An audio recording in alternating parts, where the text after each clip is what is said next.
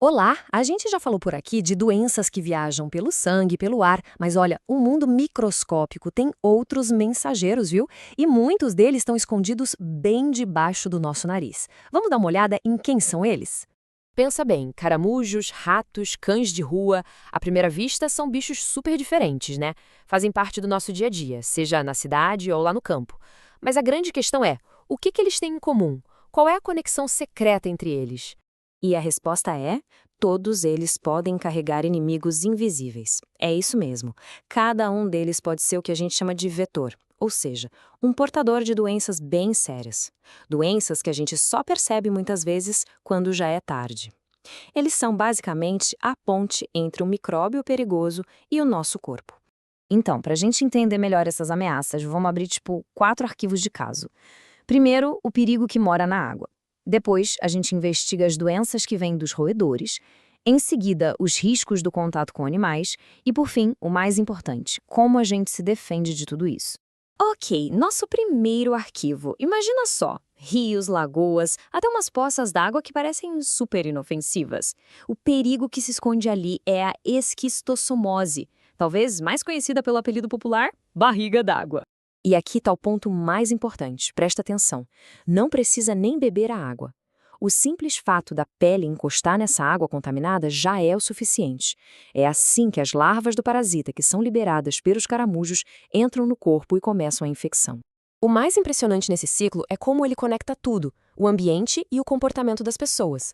Pensa comigo, tudo começa com a falta de saneamento básico, que acaba contaminando a água. Aí as larvas infectam o caramujo, que é o hospedeiro. Depois, o caramujo libera novas larvas na água, que voltam pra gente. É um ciclo vicioso, sabe? E para quebrar ele, a gente precisa agir nas duas pontas do problema. E olha, as consequências disso não são brincadeira. A doença pode causar aquele acúmulo de líquido no abdômen, a tal da barriga d'água, e provocar danos que não têm volta no fígado. Isso pode levar a hemorragias fatais. É um perigo silencioso que vai se desenvolvendo ali por semanas. Fechando esse arquivo da água, vamos para o nosso segundo caso. Agora, a gente sai dos rios e lagoas e entra nas cidades e no campo para investigar os roedores. Eles são vetores de doenças que marcaram a história e que continuam sendo um problema hoje. E aqui tem um ponto-chave. O mesmo bicho, o rato, é vetor para duas doenças bem diferentes e de jeitos diferentes. A peste, por exemplo, é transmitida pela picada da pulga do rato. Tem um intermediário aí no meio. Já a leptospirose, essa o contágio é mais direto, geralmente pelo contato da urina do rato com alguma feridinha na pele. Pois é, quando a gente ouve falar em peste, logo pensa nos livros de história, né? Mas a verdade é que ela não desapareceu completamente. Ainda existem focos dela aqui no Brasil, principalmente no Nordeste. E os sintomas são terríveis porque atacam direto o sistema nervoso, podendo causar delírios, convulsões e até levar a pessoa ao coma. A leptospirose, por sua vez, é o que a gente chama de doença sistêmica. O que isso quer dizer? Que ela ataca o corpo todo, se espalha e afeta vários órgãos ao mesmo tempo. Pode dar problema nos rins, no coração, causar meningite, sem falar nas dores musculares, que são intensas demais. Bom, vamos para o nosso terceiro arquivo. Agora a gente vai falar de doenças que não precisam de um intermediário, como a pulga ou a água. Aqui o negócio é mais direto. O perigo está numa mordida ou numa ferida aberta. A raiva. Essa é, sem dúvida, uma das doenças mais assustadoras que existem. E tem motivo para isso. É um vírus com uma taxa de mortalidade que é altíssima, quase 100%. A transmissão acontece pela saliva de um animal infectado, geralmente pela mordida de um cão de rua, por exemplo. E agora vem um detalhe que é talvez o mais assustador de todos, e que mostra por que a prevenção é tão vital.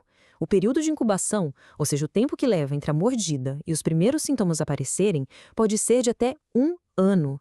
1 ano inteiro. É inacreditável. É uma verdadeira bomba relógio silenciosa dentro do corpo. Nos humanos, os sintomas são neurológicos e muito graves, como febre, insônia, convulsões. Mas tem um sinal clássico no animal que transmite o vírus, que é aquela salivação em excesso, a espuma na boca. Esse é um alerta máximo, que jamais pode ser ignorado. Agora, uma doença um pouco diferente de tudo que a gente viu até aqui, o tétano. Primeiro, ele não é contagioso, não passa de uma pessoa para outra. A ameaça aqui não é um bicho, mas uma bactéria que vive por aí.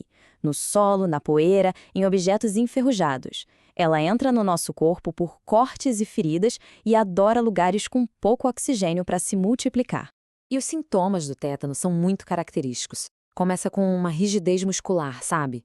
Trava o maxilar, o pescoço, e isso pode se espalhar pelo corpo todo, chegando a dificultar a fala e até a respiração. O tempo de incubação aqui é bem mais rápido, em torno de 8 dias. Ok, a gente abriu todos esses arquivos, viu cada perigo, e agora fica aquela pergunta, né? Como é que a gente se defende disso tudo, dessas ameaças invisíveis? A resposta, como a gente vai ver no nosso último arquivo, está em uma única palavra: prevenção. Olha só que legal este resumo.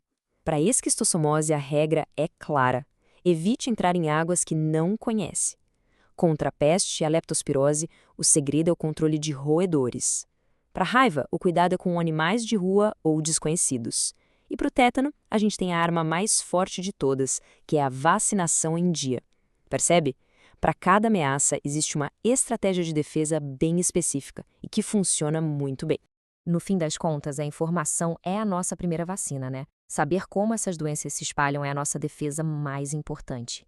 É o conhecimento que nos ajuda a enxergar esses riscos invisíveis e a tomar as melhores decisões. Por isso, a pergunta que fica no ar é: será que a gente está realmente atento a sinais que estão por toda parte ao nosso redor?